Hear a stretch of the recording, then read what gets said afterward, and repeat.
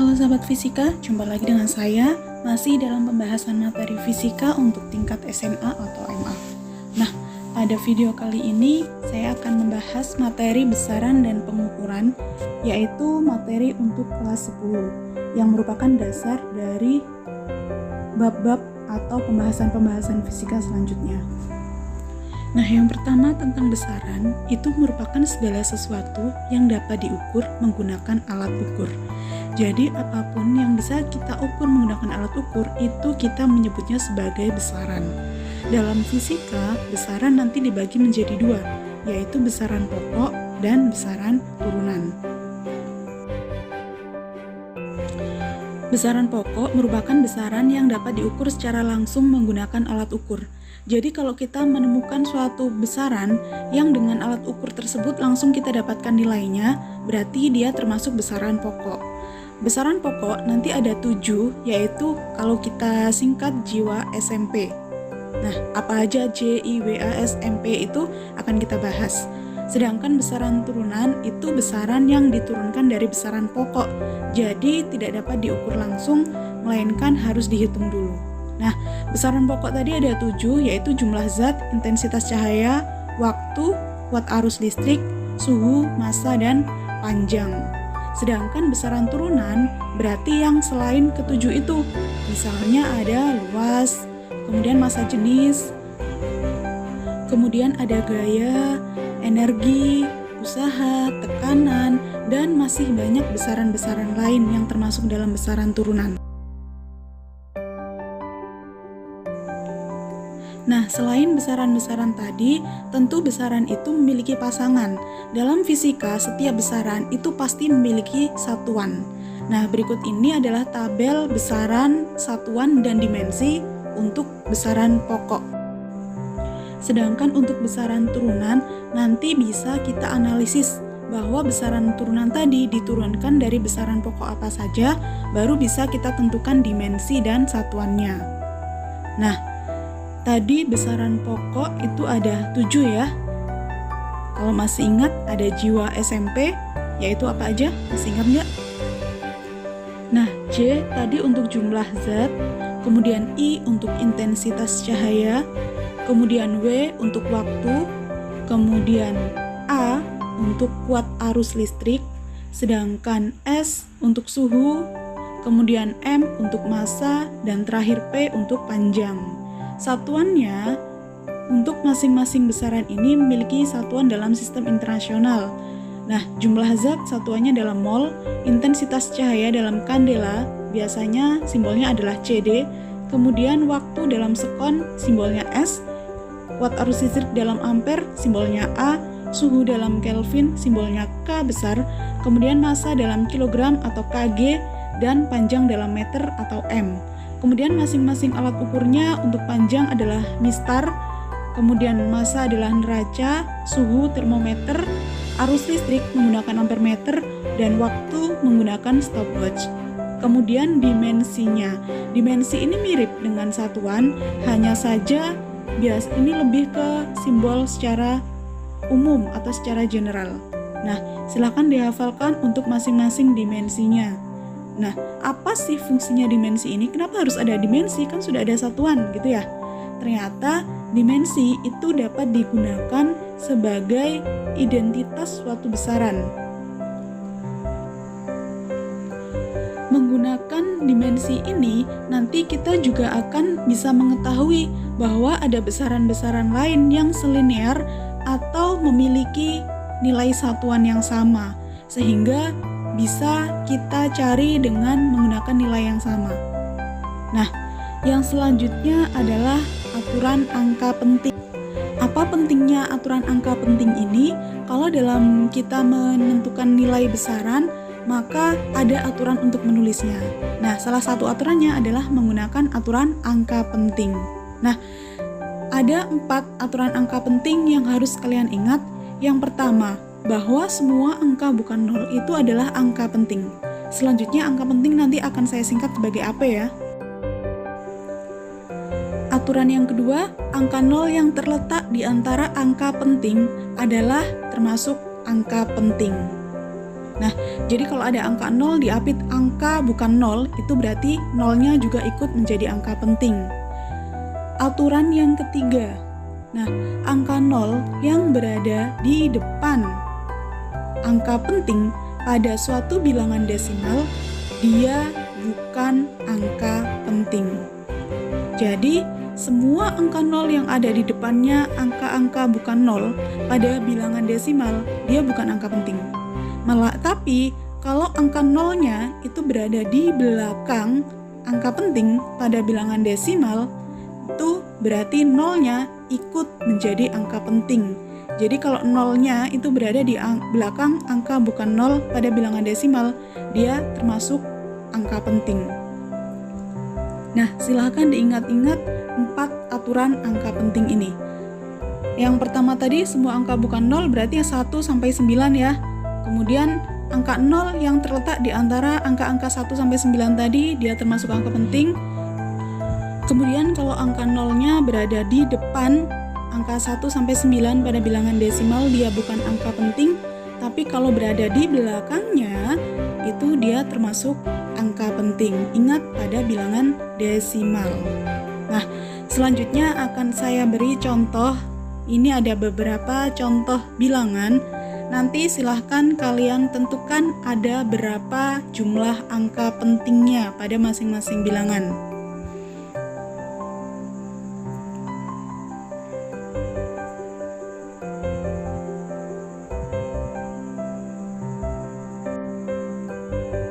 Oke, saya yakin kalian tadi juga sudah mencoba sambil menjawab.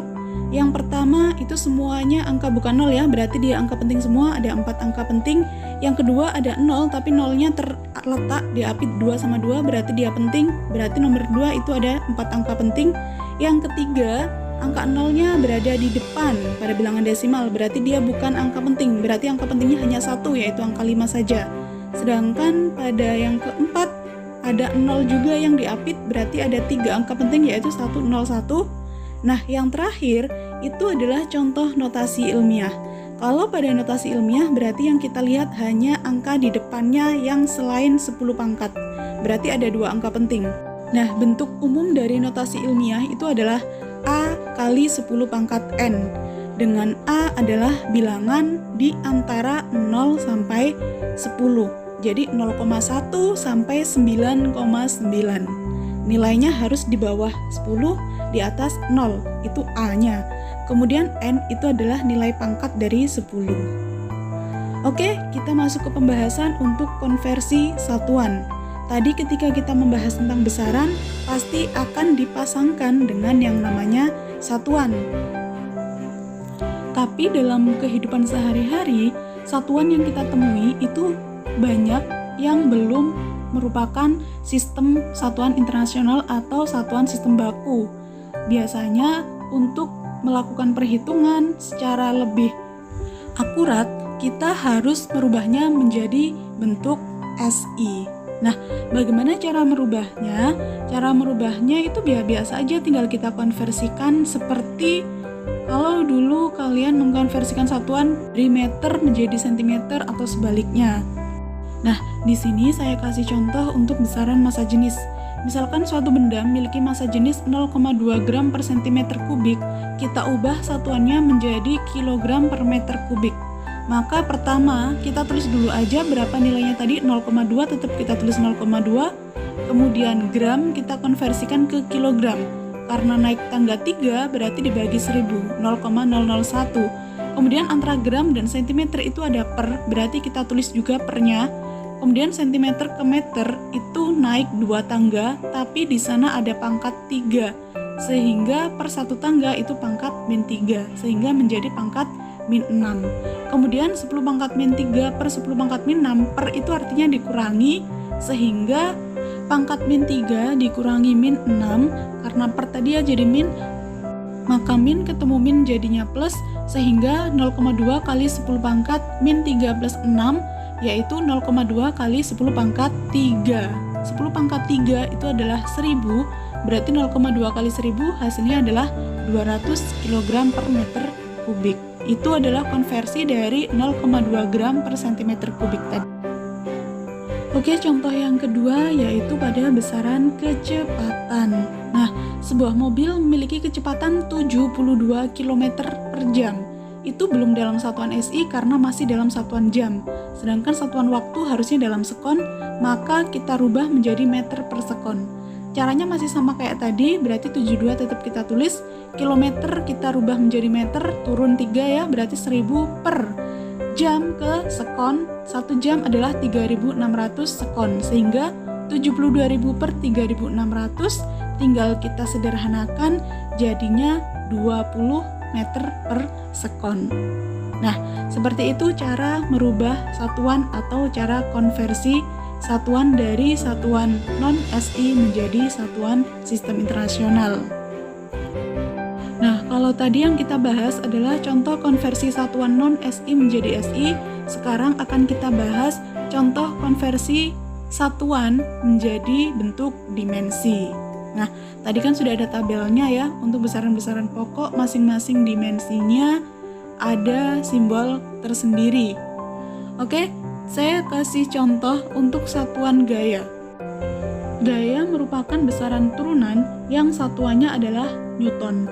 Sehingga kalau kita tuliskan dalam Newton, itu kita belum bisa menuliskan dimensinya atau menentukan dimensinya, sehingga Newton itu harus kita rubah dalam bentuk satuan-satuan besaran pokok, yaitu dalam kilogram meter per sekon kuadrat.